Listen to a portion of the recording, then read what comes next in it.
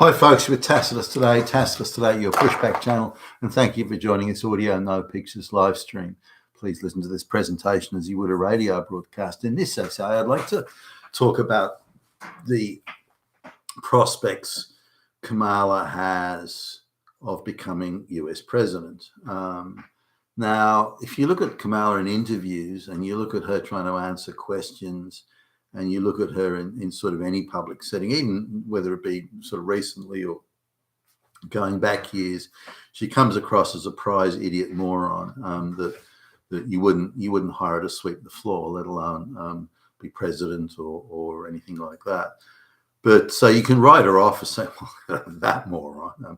But the reality is that we live in a different world today than we did at times of when the people would choose their leaders. We don't live in that time anymore.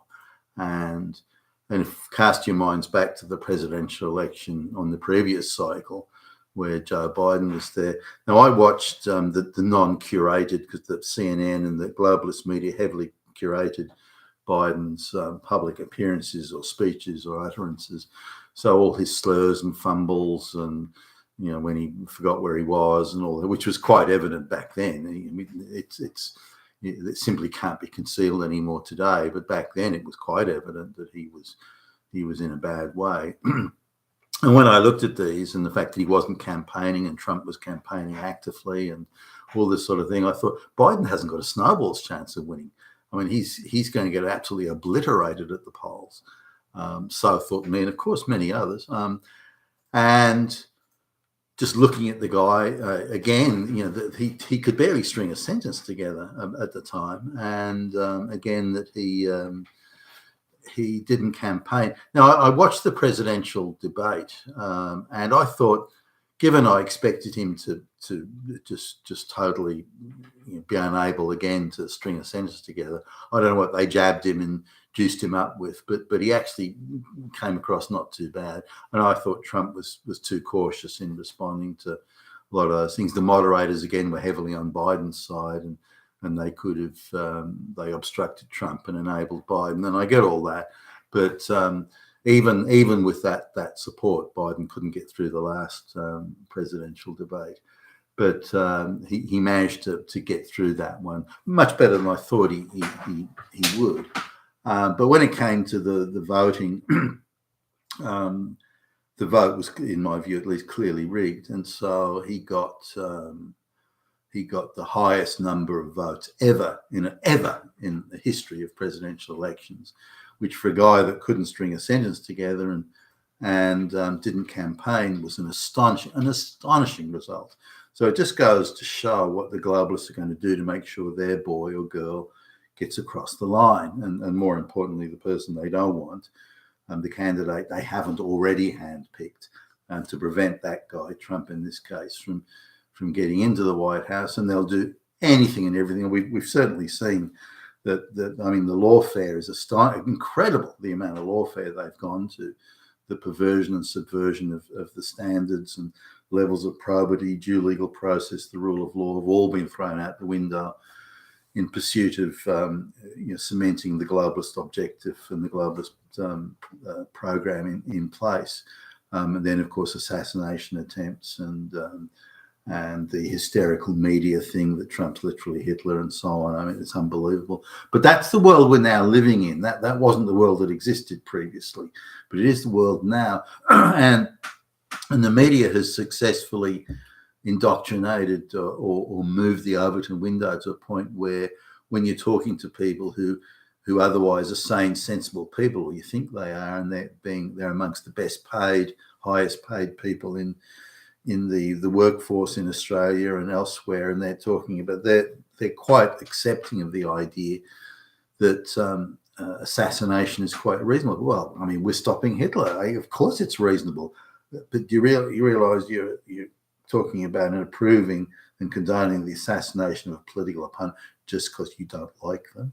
Isn't that the people's choice to decide? No, we can't have straight white working class men deciding who will be our leaders. You know, black lesbian school teachers should be deciding that, and so on. So the idea that assassination is quite acceptable, lawfare, jury packing, jury stacking, making up false charges, all this sort of stuff. Quite acceptable because we're stopping Hitler. So of course it's acceptable. And the list goes on and again, to even mention, wasn't this the people's choice in a democracy? Isn't this the people's choice? No, no, no, you silly idiot. So these are the sort of attitudes that are fortunately not majority attitudes. They're elite attitudes for the most part, but nonetheless, they're out there. And they're being fully supported by the globalist cabal and all the institutions that they control. And they control all the mind-shaping, attitude-shaping institutions today. Whether it be media, entertainment, the colleges, the high schools, all this sort of thing. They control a lot. Museums and the public displays you see. So it's all very much directed towards one end, which is making sure the globalist program is fully entrenched in all aspects of our lives. Now, so Kamala hasn't got a hope in a democratic election process, not even a snowball. But when the globalists get control of things, then they want to get her across the line, and they're not fussed how they do it. They'll break any law, assassinate any person that gets in their way, do anything to make sure that that Kamala gets in. Now, the Trump win in 2016 caught them by surprise. And so they had to kind of do a backfill operation and try and obstruct and harass, which was very successful, by the way, obstruct and harass Trump in everything he tried to do. He still had some successes, but probably didn't move. Not probably. He definitely did not move decisively enough and aggressively enough, and was manifestly let down by his lieutenants. Some of whom were well-meaning and just weren't up to the task. Others who I believe were got at and got to by the deep state. Some of these people, say you're in your 40s or 50s and you're kind of doing okay financially. You're doing all right, but you've still got 15 plus years ahead of you. And there's you want a lot of consultancies, directorships, working at think tanks. There's all sorts of jobs out there that typically would be available to you if you've been in senior government employment in the White House and that sort of thing. But if you piss off and annoy the globalists, they can make sure you don't get anything. You get nothing. You will never see another job again. And that's a sobering thought for these people, because they're not going to retire in elegant comfort unless they can get some of these directorships and consultancies and so on that are very, very well paid. So like former politicians in Australia, for example, that get consultancies of the big multinational firms, they can get between $1 and $2, even $3 million a year paid to them for just sitting on the board of directors and doing fuck all. So these are the sort of jobs that these people want. So even if you are a Trump supporter and believe in his program and believe in this, if the globalists whisper in your ear and say, listen, you will, once you're finished here, you will never get another job again unless you do what we want or do this, slow walk Trump's program or undermine it in some slow sabotage way. Then these are issues. So the people that Trump picks for his team have to be, must be very, very committed and be highly resistant to these sorts of threats. And this is how much patronage power the globalists have. And so they can do a lot of things to undermine Trump's. Now, in the last election, they used the COVID thing as cover, and they used a large number of postal votes and the chaotic vote counting situation. Votes arriving at 3 o'clock in the morning and being delivered without scrutiny and without proper chain of custody processes they relied on that chaos to slip in, I think, between 20 and say 22, 23 million illegitimate votes and to make sure Biden got up. I think he got somewhere around 59, 60 million votes in reality. So they're able to gin up 20 odd million votes for Biden. But much harder for them to do the same thing this time. They haven't got the COVID thing to run as cover. And there's much more focus and attention on, accounting of votes and scrutinizing votes and so on. So this is going to be much harder for them. So increasingly, the lawfare thing hasn't really succeeded for them in any way that they'd hoped. And the assassination, a couple of attempts, maybe even more, we don't know of. They haven't succeeded. So they've got to find some other way. If they can't subvert the voting process, and they will do so, with impunity. And they'll make sure there'll be no scrutiny, no forensic audits or anything like that. So, but if they can get away with that, then they've got to try something else. Now, assassination's an obvious one. They're doing that now, trying that now, and have tried it recently. But if their attempts at subversion of the election don't work, they don't successfully organise assassination, and Trump wins, which it appears to be the case now, but if they can't subvert it in some way or kill people off, which they've now regarded as acceptable by the amount of people who just accept, well, yeah, okay, if he gets assassinated, it's his fault for being literally Hitler. And this is incredible.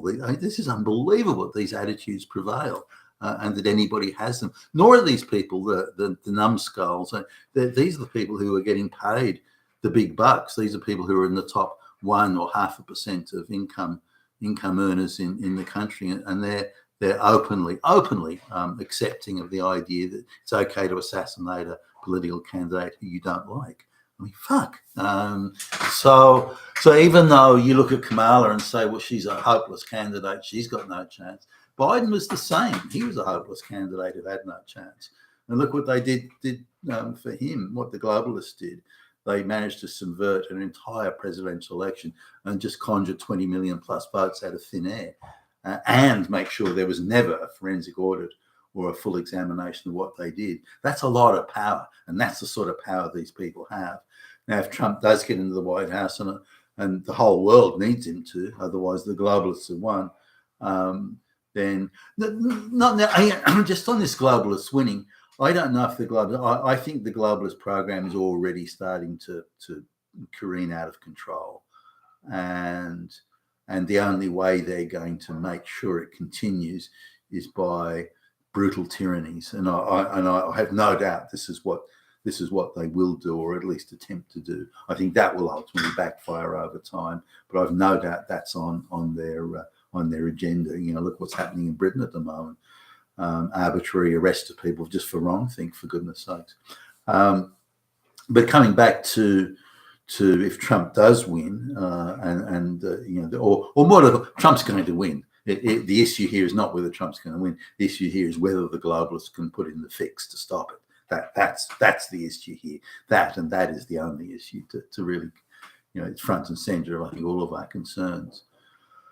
But if Trump does get in the White House, he's got a lot of work to do very quickly. Let me put it out that I am volunteering to assist President Trump in any way I can, and I've got some ideas, quite a few ideas about things that need to be done. But I am here. Contact me. But if Trump does get into the White House, then there's a vast amount of work to do. And if he, again, acts quickly and decisively, he can effectively kill the globalist project, not in the United States, but in other parts of the world, and use the globalist project, use America's economic power just as aggressively as the globalists did to bludgeon and force various countries and places to adopt the globalist program.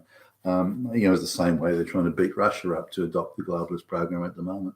So this is something that Trump, it is essential Trump gets into the White House, and essential that he acts aggressively and decisively to dismember the globalist project. And there are ways of doing that, and let's get on with it. But again, we need to understand that Biden was a hopeless candidate who didn't have a chance of winning, as Kamala Harris is today. And look what happened to Biden. So we can't just assume that Trump will sail into the White House on a wave of popular support. The globalists will do anything and everything to stop him.